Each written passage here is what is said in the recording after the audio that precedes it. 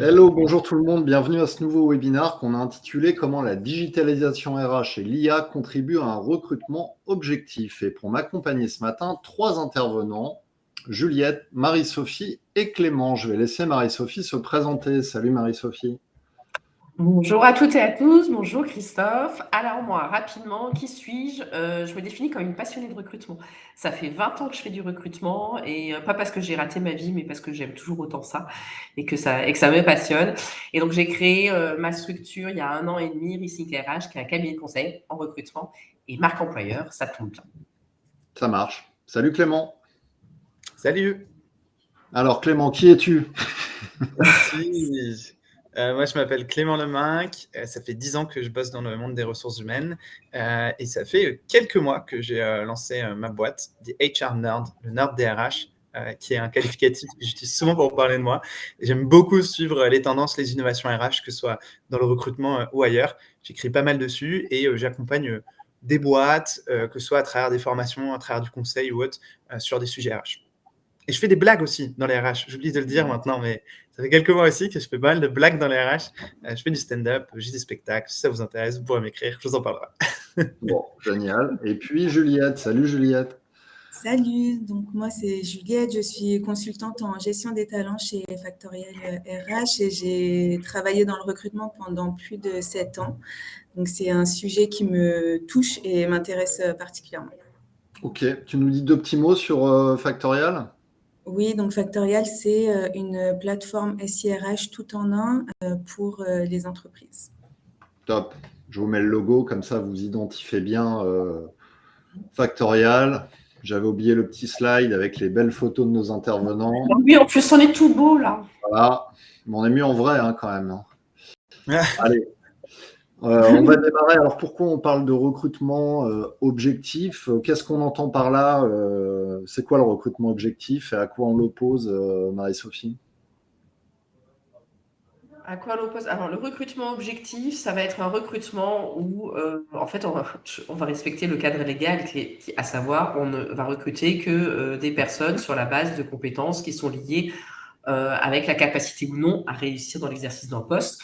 Donc, ça veut dire que le recrutement objectif, c'est un recrutement qui se base sur des critères qui sont clairs, qui sont pertinents, qui sont mesurables. Et donc, ça veut dire que c'est exempté de tout ce qui peut parasiter une prise de décision, comme les impressions, le fameux feeling, les stéréotypes et les biais cognitifs. Voilà.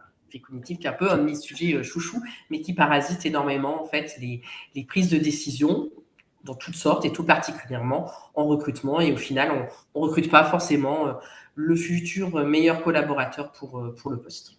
Tu peux nous redéfinir un peu ce qu'est un biais cognitif? Alors, un biais cognitif, c'est un raccourci de pensée ou un raccourci mental qui est spontané, qui est inconscient, qui bien souvent nous rend service et fait d'ailleurs qu'on est toujours en vie aujourd'hui tous en 2025, mais qui, dans certaines occasions, et les occasions c'est des prises de décision stratégiques, nous induit en erreur, peut véritablement nous induire en erreur. Par décision stratégique, pour que ça soit plus clair, il y a le recrutement, c'est pour ça qu'on en parle aujourd'hui, mais ça peut être aussi à qui je donne ou non une promotion. Et ça peut être aussi, est-ce que j'investis ou non dans un investissement financier, est-ce que j'investis ou non dans ce projet. Ça nécessite de faire pause et de mettre en branle le système plutôt analytique, le système 2, version Daniel Kahneman, mais je ne veux pas perdre les gens. Alors, petite question pour démarrer ce webinaire, petit sondage. Lorsque 2 recruteurs rencontrent ensemble 2 candidats, dans combien de cas sont-ils en désaccord sur le choix final? Est-ce que c'est plutôt 5%, 10%, 25%, 50%? Je vous laisse répondre. Comme ça, on va voir si vous êtes bien réveillés, si vous êtes bien avec nous. En attendant, Clément, Juliette, est-ce que vous rajouteriez quelque chose à la définition de ces biais cognitifs? Pour ma part, pour avoir fait du recrutement pendant de nombreuses années, je pense qu'en tant que recruteur, on est tous confrontés un jour ou l'autre à ces biais et que c'est vraiment important d'en avoir conscience et de travailler pour un recrutement plus objectif. Oui, parce qu'a priori, bien souvent, les gens n'en ont pas conscience, en fait. Exactement. Je me souviens, quand j'ai commencé, on a ouvert un poste en stage dans mon équipe et quelqu'un avait fait exactement le même parcours scolaire que moi. Et naturellement, mon choix s'est dirigé vers cette personne. Donc, je pense que Marie-Sophie peut confirmer qu'ici, c'est un bon biais. Alors, il se peut que ça soit aussi la meilleure personne et le meilleur futur collaborateur, hein, ça peut arriver, mais ça ressemble quand même fortement sinon à un biais cognitif qui est le syndrome du scarabée, à savoir le fameux qui se ressemble s'assemble, et je vais avoir tendance à privilégier et à favoriser les candidats qui me ressemblent, que ça soit les mêmes études, la même promotion, les mêmes hobbies, ce genre de choses. Alors, qu'est-ce que ça donne? Fin du vote. Bon, vous êtes 75 à avoir voté. Vous êtes plutôt sur 25%. Marie-Sophie, c'était quoi la bonne réponse? Eh ben, c'était 25%. Bravo, effectivement. Bravo. Quand deux recruteurs rencontrent ensemble deux candidats, dans 25% des cas, ils vont pas être d'accord sur le candidat à retenir. Et donc souvent, moi, quand j'en parle en formation, c'est un chiffre que je sors souvent, j'aime bien parler de chiffres, on me fait souvent même la remarque, ah bon, 25%, à la limite, ça passe. Et je dis oui, mais là, on est sur un cas ultra simple. Je suis en shortlist, il reste deux candidats. On est deux, il reste deux candidats. Imaginons si je remonte un peu plus haut dans le processus de recrutement et que sur une annonce, j'ai reçu, disons, en étant gentil en plus, 50 candidatures. Là, on voit bien que les probabilités d'arriver, en fait, sur le même candidat retenu sont assez faibles. Et c'est là où, en fait, ça peut proposer générer un déclic en face. Le recrutement n'est pas aussi rationnel et objectif qu'on ne le croit. Il y a plein de choses qui entrent en ligne de compte et qui parasitent cette prise de décision. Et bravo, oui, 25%, chouette, bravo. Tout le monde a la majorité à trouver. Ça, c'est la sagesse des foules, c'est notre biais cognitif. Plus il y a de personnes qui sont interrogées sur un sujet, plus on s'approche de la bonne réponse aussi. C'est une théorie, c'est la sagesse des foules. Alors, mais c'est une théorie prouvée, hein. Enfin, Oui. Ça dépend des questions, mais typiquement, Oui. il y a beaucoup de tests sur des questions de genre quel est le poids de cet objet, de cet animal ou autre, et effectivement, la foule, enfin la moyenne des réponses de la foule finira par être la bonne réponse. Bon, merci Alain. Oui, je suis en pleine forme, hein, et me taquine pas pendant le webinaire, s'il te plaît, hein, parce que je te Tu as connais. des fans, c'est bien. Ouais, je connais bien Alain. Top. Et de votre expérience un peu à toutes et à toi, Clément, c'est quoi les points qui vont être le plus bloquants généralement dans le recrutement au regard justement de ces biais, de ces failles que peuvent avoir les recruteurs?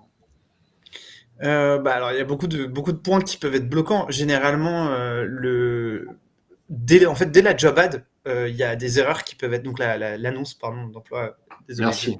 Beaucoup d'anglicisme. N'hésitez pas à me corriger, me taper dessus si je me mets à parler anglais. Mais dès l'annonce d'emploi, peut y avoir des premières erreurs, notamment le choix des mots. Il y a pas mal d'études qui ont prouvé que le choix des mots peut orienter vers des candidatures plutôt masculines ou féminines. On pense par exemple à des mots comme la compétition, la force, l'autonomie, le leadership, etc., qui vont inciter des candidatures masculines. Et à l'inverse, des mots comme la collaboration, la modestie, le fait d'être docile, réservé, flexible, voire empathique, etc., qui vont orienter des candidatures plutôt féminines.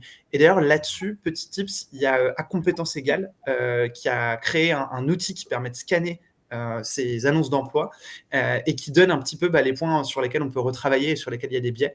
Je pourrais vous le mettre dans le chat juste après, je vais le rechercher en parallèle et je vous le mettrai. Et c'est super pratique parce que ça permet de voir un petit peu quels sont les biais qu'on a introduits sans le vouloir. Il y a Texto aussi, ou Textio qui existait, je vais regarder pour qu'on le mette aussi dans le chat, qui était aussi sur ce même sujet, où en fait ça scannait tes annonces ou les messages d'approche et ça te disait dans quelle mesure tu pouvais orienter ou non les candidatures réceptionnées. Juliette ou Marie-Sophie? Oui, ça nous fait bien prendre conscience, cet exemple, que le recrutement objectif démarre dès le début de tout process de recrutement, dès l'offre d'emploi, et va continuer tout au long du process, au niveau de la sélection des CV, des entretiens, etc. Il y a le choix des mots, et pour aller dans la lignée de ce que disait Clément, hein, mais on est totalement aligné, c'était que justement, on sait qu'il y a des différences hommes-femmes là-dessus et que donc les femmes vont avoir tendance à plus s'auto-censurer quand elles lisent une annonce. Elles vont attendre d'avoir un nombre d'adéquations par rapport aux prérequis, aux critères qui sont listés, qui est beaucoup plus conséquent avant de postuler. Donc, dans les tips aussi, pour aller sur quelque chose de plus objectif et pas avoir d'autocensure, c'est bien de ne pas dépasser les 7 à 10 critères maximum qui sont listés sur une annonce. Une annonce aussi dans les erreurs où après ça peut porter préjudice sur l'objectivité, c'est si on n'a pas suffisamment challengé en fait les critères aussi qui sont listés. Il y a le choix des mots, mais il y a le fait de pas du tout les challenger et d'aller sur des choses qui sont totalement génériques et langue de bois, le fameux, je sais pas moi, dynamique, aisance relationnelle. Bon, ça, on l'a tellement lu qu'on le lit sans le lire, on le parcourt, mais ça ne nous donne pas vraiment d'informations sur les vrais critères qui sont essentiels pour réussir dans un poste. Autre chose aussi, pour tendre vers plus d'objectivité qui peuvent bloquer, c'est quand on n'a pas de grille d'évaluation. A priori, on se lance dans un recrutement, éventuellement on a les critères, mais on n'a pas réfléchi, on n'a pas décidé en amont de comment en fait je vais évaluer ce que la personne me dit par rapport à ces critères. Donc mettre en place une grille d'évaluation et évaluer ces mêmes critères de la même manière tous les candidats. Et là, on tend vers le fameux entretien structuré. Alors, tu parlais d'autocensure. Moi, j'avais vu des stats sur le sujet. La population qui va le plus s'autocensurer en contexte de recrutement, c'est les moins de 25 ans qui ont tendance facilement à s'auto-éliminer.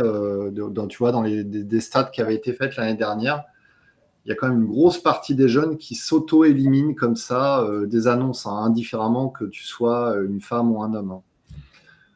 Par rapport à ce que vous disiez sur la présentation des annonces, les attentes, les prérequis, parce que c'est vrai que souvent on voit des annonces qui sont un peu des listes de courses très précises et les candidats ont peut-être tendance à se dire « Ah merde, je coche que 6 points sur 10, donc j'y vais pas ». Et je ne suis pas forcément surprise sur...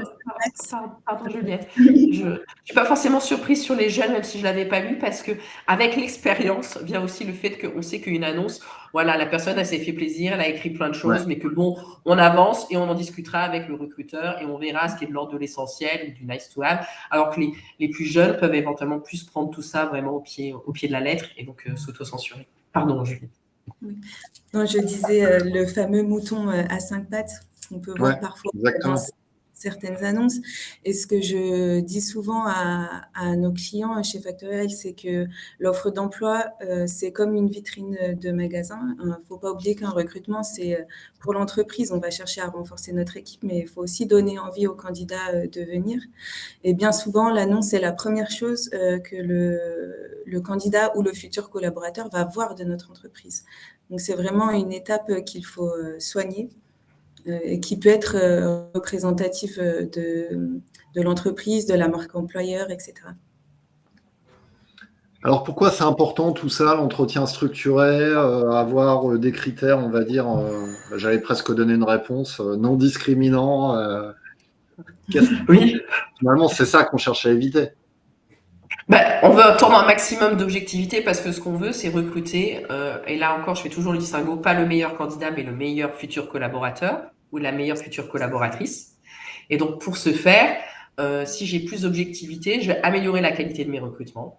Je vais favoriser la diversité parce que je ne vais pas tomber dans certains travers ou certains biais cognitifs. Et donc, je vais pouvoir favoriser la diversité, l'inclusion, ce qui favorise la créativité et l'innovation. Si j'ai fait des recrutements qui sont plus qualitatifs, normalement, je vais diminuer le turnover. Et je vais aussi augmenter l'engagement des personnes de mon équipe et des collaborateurs qui à chaque fois vont acquiescer, vont comprendre pourquoi les personnes en fait ont été recrutées. J'ai soigné l'expérience candidat parce que les candidats, avant toute chose, ils ne veulent pas un truc forcément cool et fun, etc. Dans un processus de recrutement, ça pourquoi pas, cerise sur le gâteau, mais ils veulent surtout comprendre en fait comment c'est structuré un processus de recrutement et percevoir à chaque étape le pourquoi et une équité de traitement. Ils vont apprécier s'ils sentent qu'il y a une envie derrière d'être le plus objectif possible. Et puis, tu l'as dit, pas discriminer. Donc ça, déjà, c'est bien. En termes d'éthique, en soi, ça pourrait être bien. Mais en plus, c'est un cadre légal. On ne doit pas discriminer. Il y a 25 ou 26 critères de discrimination en France. Donc ça permet d'être déjà en conformité avec la loi, ce qui est pas mal, et de ne pas avoir des risques de contentieux. Je vais toujours poser une question, Marie-Sophie. Oui. Parce qu'on parle effectivement, rappel à la loi, non-discrimination, mais on est quand même en train de parler du process RH le plus discriminant par nature. Oui. Tu recrutes Soit des oui. gens en fonction de ta culture d'entreprise, donc forcément, tu vas en éliminer qui ne correspondent pas à ton mindset. C'est quand même un exercice assez délicat. Oui, parce qu'en fait, recruter en soi, si on fait un peu dans la provoque, c'est discriminer parce que tu filtres. Ouais. Tu vas, en fonction de tes filtres, tendre vers 100 candidatures pour à la fin avoir un élu et recruter une seule personne.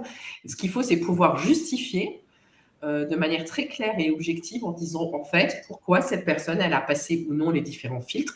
Et à chaque fois, ce qui doit driver tout ça, c'est vraiment les critères en lien direct avec la capacité à réussir. Et c'est vraiment ça, si tu suis la loi et qui devrait être vraiment le mantra de tout recruteur en fait. Et c'est de pouvoir justifier à chaque fois l'intention et à chaque étape les méthodes que tu utilises avec cet objectif-là. Mais oui, je suis d'accord avec toi. C'est quelque chose que je rappelle souvent. Recruter, c'est discriminer. En revanche, c'est juste discriminer sur les bons critères.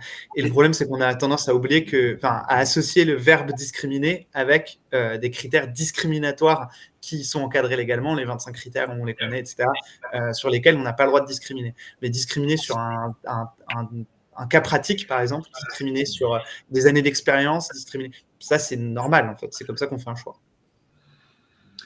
Et pour moi, recruter, c'est vraiment complexe. Et le tout, c'est de ne pas prendre une décision basée sur un des 25 critères de discrimination. Alors, on va passer sur la transition recrutement IA et voir un petit peu l'impact que ça a. Et c'est intéressant parce qu'on parle de discrimination et il y a eu pas mal d'exemples et de polémiques autour de l'IA dans le recrutement ces dernières années, pas qu'aujourd'hui. Je lisais encore hier un rapport de la CNIL en Angleterre qui alertait très fortement sur les pratiques de recrutement en Angleterre suite à des constats de très forte discrimination dans leur pays à cause d'IA mal configurée. Avant-hier, je voyais un post d'un RH qui parlait de ChatGPT où il lui avait demandé je ne sais plus quel classement et en fait ça ne sortait que des hommes et des femmes blanches et ça avait exclu les Afro-Américains parce qu'on était en contexte outre-Atlantique, tu vois, et donc ChatGPT avait finalement basé sa réponse sur ce qui existait sur le web. Donc c'est quand même très limité et il faut quand même garder un œil très critique là-dessus. On va parler de tout ce sujet de l'IA et comment il faut l'aborder. Alors, on va vous poser une première question pour démarrer. Est-ce que vous utilisez, vous, aujourd'hui, l'IA dans votre quotidien? Parce que bon, ça fait 2 ans, 3 ans maintenant qu'on nous en parle, mais est-ce que dans la pratique, dans votre job, vous l'utilisez jamais? Est-ce que vous l'utilisez occasionnellement, régulièrement ou tous les jours? Et je vais poser la même question à Marie-Sophie. Est-ce que toi, tu l'utilises jamais, occasionnellement, régulièrement? Oh, je sens que c'est orienté, tu t'es dit, celle-là, Non, je vais poser la question à vous trois. D'accord. Eh ben, je l'utilise tous les jours. J'ai pris un abonnement payant, c'est pas du tout obligatoire, mais j'utilise tous les jours et je forme en fait sur l'utilisation de l'IA versus recrutement. Je forme sur le sujet, donc j'ai dû monter en compétence dessus. Tu utilises quoi comme IA? J'utilise surtout ChatGPT. Ok. Perplexity pour les recherches, plus les études, etc. ChatGPT et Midjourney pour les photos, pour les illustrations. Juliette? Régulièrement aussi. Et pour le coup, avant, je travaillais dans la défense, donc je n'utilisais pas du tout l'IA et j'ai découvert la puissance de l'IA et c'est vrai que en tant que RH, moi je trouve que c'est une énorme aide. On détaillera après, mais un gain de temps incroyable. Et Clément? Et tu utilises quoi, Juliette, pardon? ChatGPT également. Ok. Moi, tous les jours. Après, je propose des formations à l'IA et au RH, donc ce serait paradoxal si je baignais pas dedans. Mais tous les jours et pour tout et n'importe quoi, et tant pour du pro que du perso, L'IA, c'est mon armée de stagiaires sous stéroïdes que j'ai même pas besoin de payer. Et j'ai même, pour tout dire, plein de personas. Il y a des conversations où à chaque fois au début de la conversation, je leur demande de s'introduire avec un prénom, je leur donne un rôle, etc. Et du coup, j'ai, je sais pas, mon conseiller juridique, mon assistant sur de la création de support de formation, etc., etc. Ils ont tous des prénoms. Mais aussi pour du perso, que ça soit de la cuisine. Moi, je suis nul pour m'occuper de mes plantes, etc. Ce genre de trucs où à chaque fois, je vais poser des questions pour savoir comment faire, quoi faire, ce genre de choses. Et en termes d'outils, j'utilise en grande majorité quand même ChatGPT. Mais après, vu que à travers mes formations, je suis amené à intervenir chez des clients qui utilisent parfois d'autres outils, je suis à l'aise aussi sur Gemini, sur Copilot, qui est très très utilisé quand même en entreprise, sur un petit peu tous les outils du marché. Et puis, parfois, ce qu'on oublie quand on parle d'IA, là, on pense souvent à l'IA générative, et donc là, on parle de LLM, c'est les exemples qu'on donne. Mais en fait, il y a énormément d'outils RH, par exemple, qu'utilise l'IA. Factoriel qui nous accueille aujourd'hui, mais plein d'autres. Et c'est ça qui est intéressant aussi, c'est de voir, c'est pas forcément passé par un LLM, ça peut être passé par un outil qu'on utilise, notre SIRH ou autre, qui intègre directement de l'IA. Donc, personne n'utilise Mistral, hein. Moi, j'utilise pas Mistral et j'ai pas encore de client qui m'ait demandé qu'on travaille dessus. Je l'avais testé un petit peu à l'époque, mais pas plus que ça. Moi aussi, j'ai jamais eu de demande là-dessus. Alors, c'est vrai, tu as raison sur le fait que beaucoup d'entreprises utilisent Copilot. Ouais. C'est lié aux licences, hein. Moi, j'ai beaucoup de RH qui me disent on utilise ChatGPT à la maison, qui est quand même bien plus développé que Copilot en termes de puissance. Mais en entreprise, ça reste un peu plus limité. Et oui, c'est lié aux licences Microsoft. Après, sur la partie SIRH, effectivement, il y a de plus en plus de SIRH qui ont intégré des briques IA, alors plutôt IA générative, dans les différentes séquences des process RH. Ça commence à se généraliser. Alors, qu'est-ce que vous nous dites? Vous êtes 86 à avoir voté. Alors, jamais. Il y a quand même 11% du panel global, occasionnellement 28%, régulièrement 20%, tous les jours 18%. C'est assez cohérent finalement. Je dirais qu'il ne faut pas croire que la fonction RH utilise l'IA à 100% tous les jours. On sait que ce n'est pas vrai. D'ailleurs, vous retrouverez une étude MyRHline sur le sujet qui a été faite auprès de un peu plus de 500 RH sur la fin d'année, là, sur décembre. On va vous sortir le rapport là bientôt des usages de l'IA par les RH. Mais pour l'instant, c'est pas du tout généralisé. Alors, quels seraient, selon vous, et quels sont, selon votre expérience, les principaux gains et opportunités de l'IA dans le recrutement? Marie-Sophie ou Clément, peu importe, qui a envie de répondre? Je laisse la main plutôt à Clément sur ce sujet. Je pense qu'il sera plus... Surtout sur les choses positives, je te laisse. Toi, tu vas venir sur les négatifs des accélérations.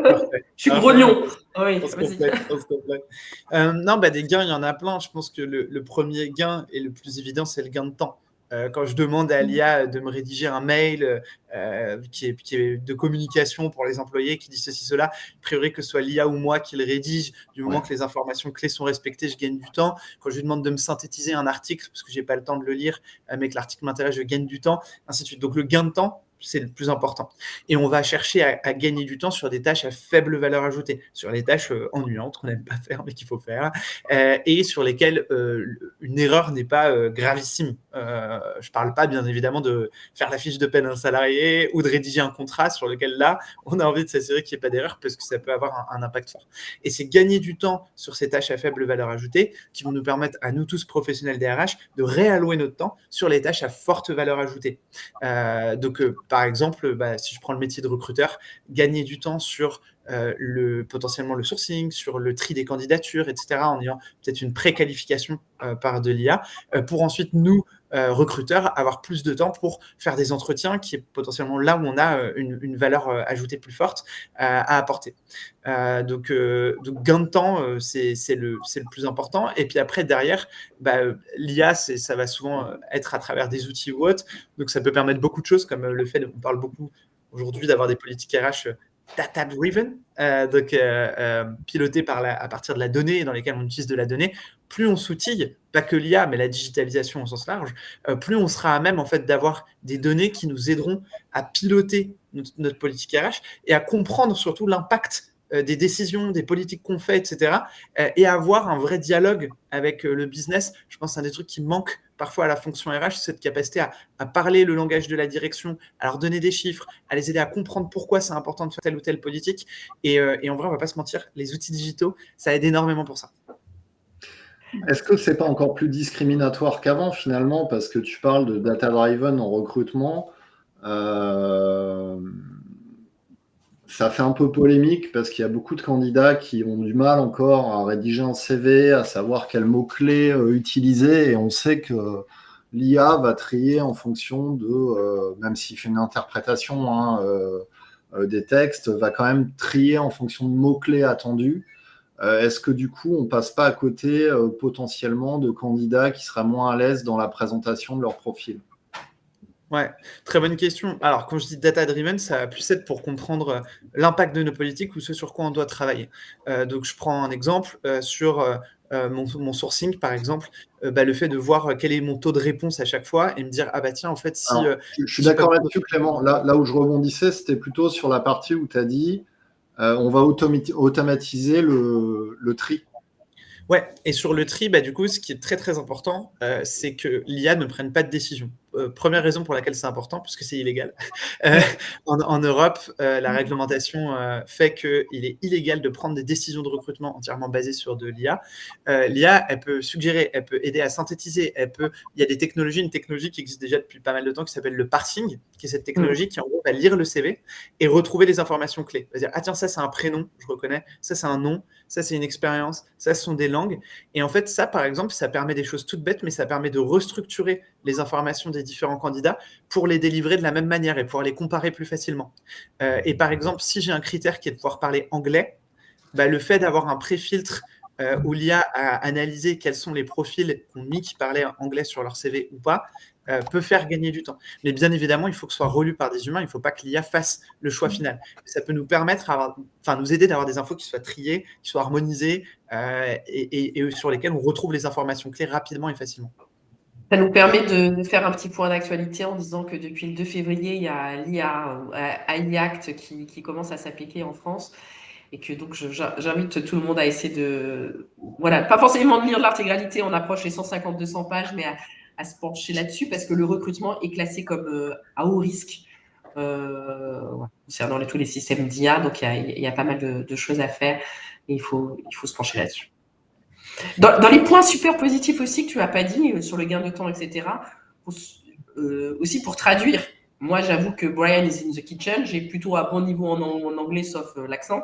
Mais sinon, ça te fait gagner un temps aussi de malade quand tu dois traduire certains documents, écrire certains mails, etc. Là-dessus, c'est un gain de temps notable, plus. Carrément. Et ça, c'est quelque chose que je rappelle souvent, mais typiquement DeepL, par exemple, peut-être que les gens connaissent cet outil de traduction. Ouais. DeepL, c'est de l'IA. C'est pas de l'IA générative, attention, parce que ces dernières années, on parle beaucoup d'IA générative, mais c'est de l'intelligence artificielle qui va lire des textes et les traduire.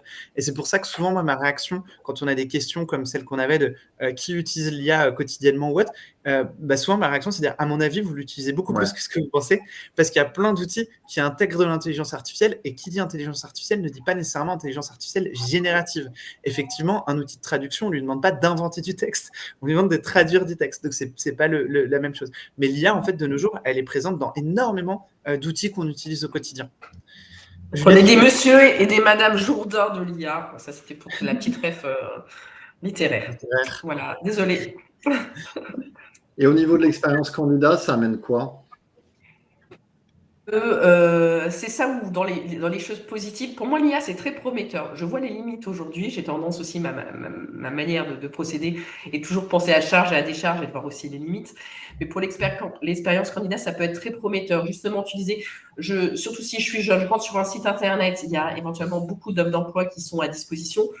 J'ai pas forcément les codes, je sais pas forcément quelle est l'offre, j'ai pas envie de regarder toutes les offres pour voir laquelle me correspondrait, etc. On peut être guidé aujourd'hui par des chatbots qui vont nous dire c'est quoi qui vous intéresse, donner quelques mots-clés, etc. et qui vont nous orienter en fait vers les offres d'emploi qui nous correspondent le mieux et donc nous faire gagner du temps et faire en sorte que certains candidats qui auraient lâché l'affaire et qui auraient éventuellement abandonné en cours parce qu'ils ne vont pas tout regarder ou ils reprendront plus tard, sont orientés directement vers les bonnes offres d'emploi.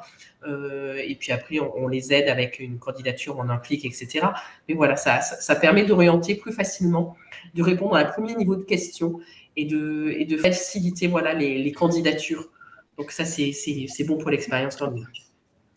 Mais est-ce que finalement tout ça, c'est pas un leurre? Parce que quand on dit on n'a pas le droit de recruter à partir d'une décision de l'IA, on va pas se mentir. Je connais des recruteurs qui vont avoir 50 CV, ils vont les charger dans l'IA générative, ils vont demander à l'IA d'en tirer le top 5 et ils vont faire leur choix là-dessus. Et aujourd'hui, ça existe et c'est incontrôlable.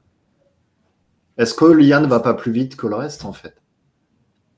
Bah alors, de la même manière que c'est illégal de faire de la discrimination sur les critères discriminatoires et que c'est très dur de prouver quand c'est De le la cas. même manière que c'est illégal de recruter un homme ou de recruter une femme et les job boards laissent passer les annonces quand même. Oui, quand elles sont orientées, tu veux dire vers... Ouais. Non, mais bien sûr. Non, mais... Tu peux vérifier, il y a X milliers d'annonces hors la loi qui sont quand même diffusées. Alors là, bon, pour le coup, sur des annonces hors la loi, si il y avait des autorités qui avaient envie de le contrôler, ce serait un peu plus facile parce que ça se trouve. Mais effectivement, sur les critères de discrimination, c'est très dur parce qu'en fait, il faut être en capacité de le prouver. Et à part en analysant un grand nombre de cas, etc., où quand on a des traces écrites de gens qui disent « Ah non, je ne veux pas le recruter parce que il est noir, j'en sais rien, il est tatata », et où là, il y a des sanctions et ça a existé. Il a une robe violette. Sinon... Faut pas y aller. Faut pas y aller. Elle ne sait pas brancher ses AirPods sur son ordinateur. Non, mais à part quand on a des traces écrites du genre, c'est extrêmement dur à prouver. Donc, bien sûr, Christophe, la réalité, c'est que oui, il y a des lois, mais oui, c'est dur de contrôler. Et oui, aujourd'hui, les autorités de régulation ne peuvent pas accéder à votre historique ChatGPT ou autre. Et du coup, ne sauront pas si vous avez utilisé ces outils-là dans le cadre de votre recrutement. C'est toujours le sujet, en fait, c'est qu'il y a des critères de discrimination, ils sont marqués noir sur blanc, ils sont normalement connus, mais en fait, dans les faits, alors qu'il y a des formations obligatoires, on voit que c'est pas si bien maîtrisé que ça. Et en fait, il y a peu de contentieux, il y a peu de personnes qui vont porter plainte, etc., parce que c'est très difficile de prouver. Donc, ce que tu dis, tu as raison, même si moi, je ne connais pas des recruteurs qui réellement vont dire les 5 et je me fie totalement à l'IA. Mais je sais que c'était pas effet de... Mais tu vas avoir aussi des personnes qui vont s'arrêter rien qu'à la photo, en disant la photo ne me plaît pas, donc voilà. Et ça, tu auras toujours ce genre de pratique. Mais oui, normalement, l'IA fait en sorte que tu ne dois pas complètement te déresponsabiliser et demander à l'IA de choisir totalement pour toi. Normalement, c'est illégal. Et je pense que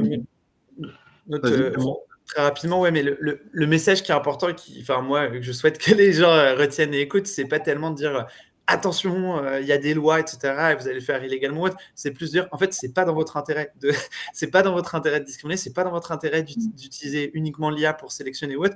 Votre intérêt, a priori, si vous êtes recruteur, recruteuse, c'est de recruter les meilleurs talents pour l'entreprise. Les études montrent que recruter des profils divers et variés, etc. C'est positif pour l'entreprise, ça améliore la créativité, ça améliore la performance. Il y a plein d'études de McKinsey, BCG et compagnie sur le sujet. Si ça vous intéresse... C'est pas ce que dit Mark Zuckerberg. Hein. C'est pas ce que dit Mark Zuckerberg, Clément. Hein. Alors, on va pas entrer dans Mark Zuckerberg parce que sinon, mon visage va prendre la même couleur que mon pull. Donc voilà, donc le message globalement, c'est de dire que c'est pas dans votre intérêt, faites-le intelligemment. L'IA peut être un outil qui vous facilite votre travail, mais votre enjeu, c'est de recruter les meilleures personnes. Et du coup, ayez aussi confiance en vous, votre compétence de recruteur. C'est un métier et vous serez à même, je pense, de faire les bons choix. Et je pense que c'est comme tout. Moi, je dis, le conseil que je donne toujours aussi pour tendre vers plus d'objectivité, c'est un peu, en fait, c'est un slogan de ma structure, aller vers un recrutement plus juste, équitable et performant. Mais c'est de réfléchir en amont vraiment à son processus de recrutement, réfléchir à l'architecture de sa prise de décision. Et là, c'est pareil, je veux recourir à l'IA. Ok, très bien. De toute manière, l'IA va aller dans ce sens. Mais comment? Donc, je réfléchis en amont sur comment je vais le faire, sur mes données d'entraînement, sur les biais éventuels qui peuvent exister. Je ne le fais pas comme ça en mode Far West, n'importe comment. Je réfléchis en amont à comment je vais le faire pour que ça soit fait intelligemment, les biais soient pris en compte par les personnes qui vont développer.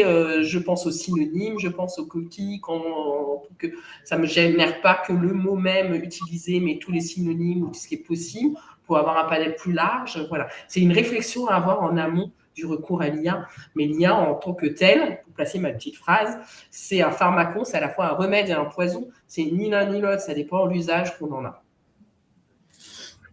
Moi, vas-y, Juliette.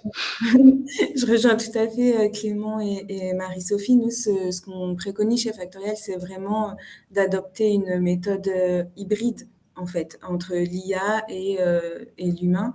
Par exemple, sur notre plateforme, on a des fonctionnalités avec l'IA qui nous permettent de rédiger plus rapidement des offres d'emploi, de faire des matchs entre l'offre d'emploi et les candidatures, de résumer aussi les CV axés sur les compétences, l'expérience, sans avoir la photo ou les loisirs, etc.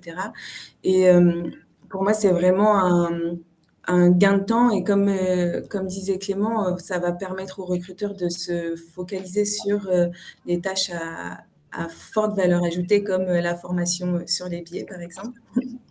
Ça, je pense que c'est une étape vraiment essentielle et je lisais une étude en début de semaine où justement les entreprises qui allient IA et dans l'équipe et humain, on va dire, ont une réduction de 75% du temps dans le process de recrutement. Et je pense que tout le monde ici a conscience de l'enjeu d'un process de recrutement qui ne dure pas 5 mois, où on va perdre des candidats, où on va passer à côté des profils, etc.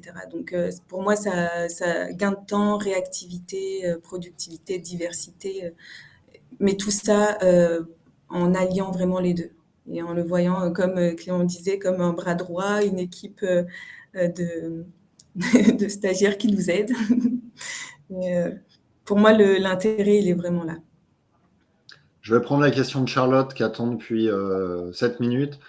Est-ce que vous avez un avis sur les outils de prise de notes IA qui nous sont d'une grande aide et gain de temps? Certains enregistrent aussi la vidéo des entretiens en visioconférence, ce qui peut être un point bloquant pour les candidats à qui nous devons le préciser en amont. Ils pourraient d'ailleurs nous demander à avoir accès à l'enregistrement. Beaucoup de recruteurs plébiscitent ce type d'outils sur LinkedIn, par exemple. Ça, c'est plus pour Clément, je pense. Mais les Nuta ou ce genre de choses, à mon avis, là, on est plus sur du Clément style. Ouais, ça soulève une autre plus grande question, et je crois qu'il y avait quelqu'un un peu plus haut qui avait posé des questions sur la sécurisation des données. Donc, on va profiter pour répondre un peu aux deux en même temps. Il y a ce grand sujet de sécurisation des données.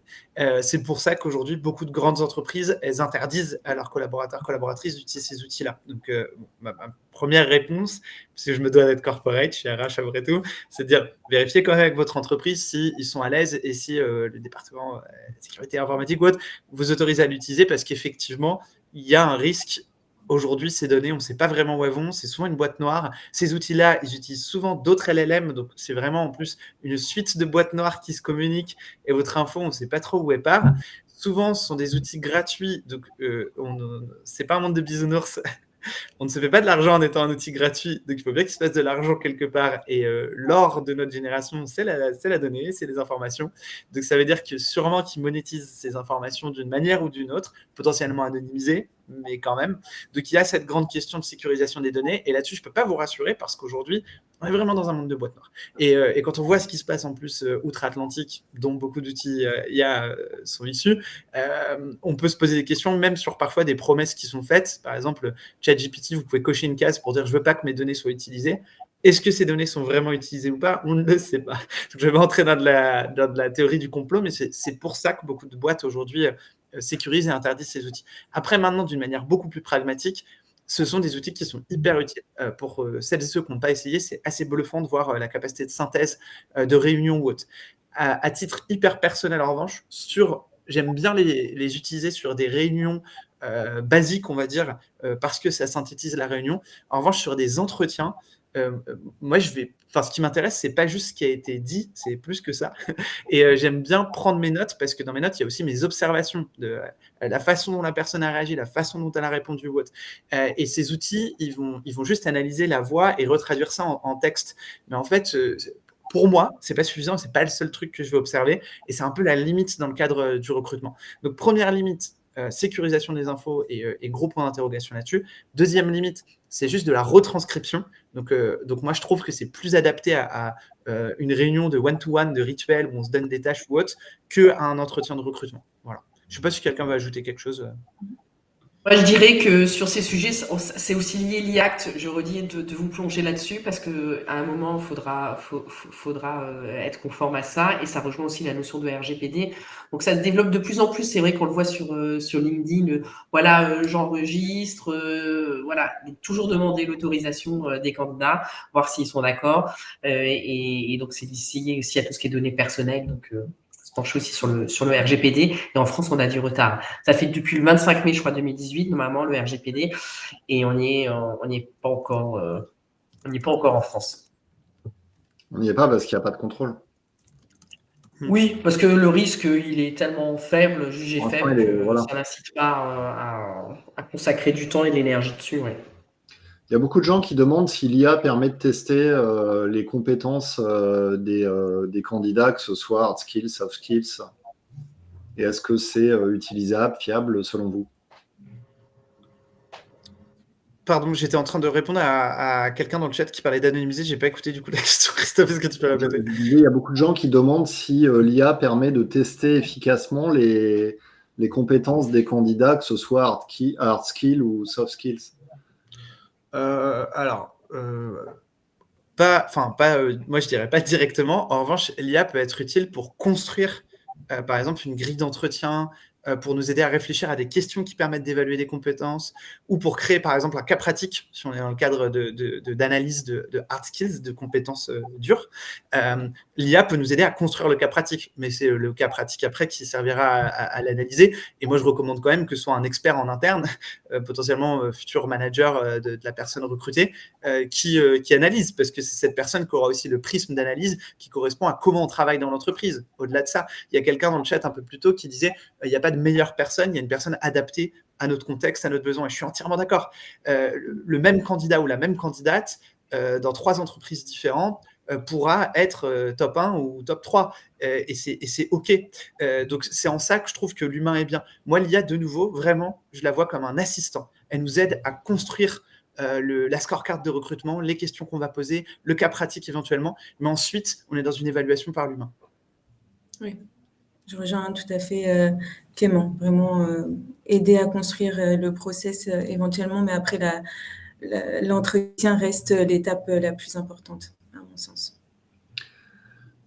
On touche bientôt à la fin de ce webinaire. Alors, la question qui se pose, c'est finalement, par rapport au titre de ce webinaire, quand la digitalisation RH et l'IA contribuent à un recrutement objectif. Donc, ça donne quoi finalement, un recrutement objectif avec de l'IA? C'est quoi les limites, c'est quoi les forces, c'est quoi les opportunités à venir? Tu avais l'exemple, peut-être tu veux rappeler, je ne sais plus qui en parlait, du cas d'Amazon qui avait été un échec probant, mais qui a déjà quelques années. Tu veux peut-être en parler, Clément, pour ceux qui ne connaissent pas cet exemple? Ouais, je peux. Amazon, du coup, en 2016, si je dis pas de bêtises, avait lancé une IA pour analyser justement les candidats, les candidatures. Et cette IA se basait sur les données historiques d'Amazon. Et du coup, cette IA est allée voir quelles sont les personnes qui performent chez Amazon. Il se trouve que le top management d'Amazon à l'époque, et sûrement encore aujourd'hui, était très masculin, très blanc, très issu des mêmes écoles. Et donc, l'IA s'est dit très naturellement, ah bah tiens, ce sont des critères en commun chez les personnes qui réussissent le mieux. Donc, a priori, être un homme blanc issu de certaines écoles est un critère de performance. Et du coup, bien évidemment, ça a été un échec total parce que l'IA s'est mis à écarter les candidatures des femmes, les candidatures de personnes de couleur ou autre. Ça n'a pas duré très longtemps, hein, c'était un test. Et en fait, ça a mis en exergue quelque chose qui est qu'il faut, traiter la donnée qu'on donne en amont à l'IA, parce que si cette donnée est biaisée de base... Je pense qu'Amazon n'a pas aimé la remarque sur... Je pense que c'est ça, en fait. Il n'y a aucune autre explication. Bon, je peux finir. J'avais écrit par le passé un article sur le sujet. Effectivement, Amazon a testé cette pratique et ils se sont rendus compte que l'IA ne faisait que reproduire ce sur quoi... Oui, parce qu'il y a 2 gros sujets sur l'IA mais pour moi, c'est prometteur et on va s'améliorer dessus. Le premier, c'est développé par des êtres humains. Donc, ça reproduit les biais même des programmeurs qui développent. Voilà, sauf si on ne prend pas ça en compte. Et le deuxième, c'est sur les données d'entraînement. Là, Amazon s'était basé sur des données de 2004 à 2014. Il se retrouve qu'il recrutait plutôt des hommes. Et donc, sans qu'on lui dise rien, l'outil en a conclu que c'était peut-être mieux et préférable de recruter des hommes. Donc, c'est pour ça que moi, j'ai tendance à dire et à faire une comparaison en disant que l'IA, c'est un peu comme une voiture de course. Elle a besoin d'un carburant adapté et de qualité pour fonctionner correctement. Donc, le carburant, ça va être les données. Il faut s'assurer que le carburant soit de haute qualité sous peine de rencontrer des problèmes avec la voiture. Et en fait, comme une voiture de course, l'IA a besoin d'une étroite supervision humaine. C'est l'humain qui doit rester le pilote, qui doit être vigilant et qui doit maîtriser la trajectoire pour pas qu'on finisse tous dans le décor. Et ça veut dire qu'il faut qu'on analyse avec attention les résultats du recours à l'IA, qu'on fasse des audits de manière régulière pour voir si ça crée ou si ça amplifie des biais. Voilà. Top. Bon, Clément, quand tu sauras utiliser une cam et un micro, tu nous le diras. Voilà. Je t'apprendrai si tu veux. Si tu veux, je t'apprendrai. Mais il m'est arrivé une problématique technologique qui existe depuis très longtemps, qui est que je n'avais plus de batterie, que j'ai oublié de brancher mon son. Non, moi, je crois que tu as critiqué Amazon et que le dieu d'Amazon t'a désintégré. C'est notre conclusion en tout cas, et on n'est pas du tout complotiste, mais c'est notre conclusion. Bon, il est 40, ça fait 46 minutes qu'on est là, on va conclure. Juliette, de ton côté, peut-être un conseil à donner au RH en matière de, je sais pas, de précaution face à l'IA, ou peut-être toi, comment tu vois les choses à l'avenir, qu'est-ce qui se dessine là dans les années à venir avec ces nouvelles technologies?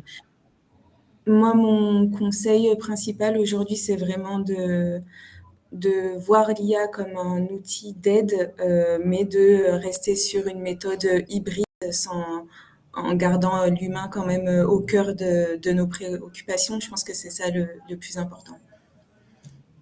Clément, petit mot de la fin. Ah, pardon, c'était le temps que je m'unmute. Je pense qu'on a dit beaucoup de choses qui sont importantes, mais globalement, pour rappeler les grandes leçons, l'IA ne fera pas le travail à votre place. Voyez-la vraiment comme un assistant ou une assistante du quotidien qui vous accompagne, qui vous facilite, qui vous prémâche le travail, mais vérifiez tout. Comme un stagiaire ou une stagiaire, encore une fois.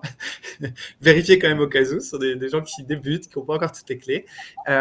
Et petit 2, pensez quand même à la sécurisation des données. On en a parlé, mais vérifiez faites attention aux informations que vous partagez. Le problème des outils qui prennent les notes, c'est qu'ils viennent directement dans le call, donc ils ont accès à toute l'info. C'est pour ça que je privilégie plutôt, par exemple, de prendre vos notes de votre côté et ensuite d'utiliser un LLM, par exemple, où vous pouvez anonymiser les notes en amont et ensuite demander à l'outil, à l'IA, de synthétiser ces notes, par exemple, ou de faire ressortir les points majoritaires ou autres. Mais vu que vous anonymisez, c'est pas grave que vous donniez cette information puisqu'elle n'est pas associée à une entreprise, à un individu, à un prénom, à un nom de famille ou autre. Donc ça, c'est des manières d'utiliser l'IA qui conservent, on va dire, la sécurité des données, puisque les données que vous envoyez ne sont pas sensibles et qui vous permettent quand même de gagner du temps. Voilà. Et puis sinon, tester, itérer quand même, parce que ce sont des outils qui transforment notre quotidien, qui font gagner du temps, c'est très chouette. Et je pense que même s'il y a des choses qui font peur, même s'il faut qu'on se les approprie, ça reste quand même des outils excitants qui sont en train de transformer notre travail, au même titre que quand l'informatique est arrivée et que ça a révolutionné le monde du travail. Marie-Sophie ? Mais je redirai ma métaphore que j'aime bien sur l'IA, c'est la voiture de course. Il faut le carburant adapté de qualité, donc veiller à la qualité des données. Et puis la supervision humaine, on doit rester au contrôle et on doit piloter nous-mêmes quand même. Quand on a recours à l'IA, c'est nous qui pilotons. Voilà. Top. C'est nous qui Ouais, portons la responsabilité. Et je pense que vous pouvez aussi vous équiper avec le tout nouveau livre de Marie-Sophie. Si tu l'as sous la main, tu peux nous en parler 2 secondes Je peux en parler. Ça décortique les 20 principaux biais cognitifs qui parasitent nos prises de décision. Donc ça les présente, mais surtout ça ne s'arrête pas à la théorie, ça donne des conseils concrets, activables pour pouvoir atténuer l'impact de ces biais cognitifs dans les prises de décision et tendre vers un recrutement plus objectif. Je vous ai mis le lien Fnac là, si vous voulez aller le commander tout de suite. Clément sera en spectacle bientôt. Non, c'est pas passé, Clément? En fait, des spectacles, il y en a tout le temps. Vous pouvez me retrouver sur les planches régulièrement. S'il y en a que ça intéresse de voir des blagues sur le monde du travail et les RH, je mets mon pseudo Instagram dans le chat. S'il y en a qui n'utilisent pas Instagram, vous pouvez me suivre sur LinkedIn et m'écrire, je pourrais vous donner mes dates. Je joue régulièrement, c'est des blagues sur les RH, sur le monde du travail. Et il y a effectivement un événement qui arrive en avril, mais ça, plus d'infos en me suivant sur les réseaux. Ça marche. Et puis Juliette, on la retrouve chez Factorial. Vous pouvez cliquer sur le QR code qui est présent. Je vous remercie pour cet échange. Je vous souhaite une belle journée. Merci Marie-Sophie, merci Juliette, merci Clément. Et vous retrouverez ce webinaire en replay sur MyRH Line demain matin. Merci beaucoup. Merci à tous et à toutes. Merci. Très bonne journée. Au revoir. Au revoir.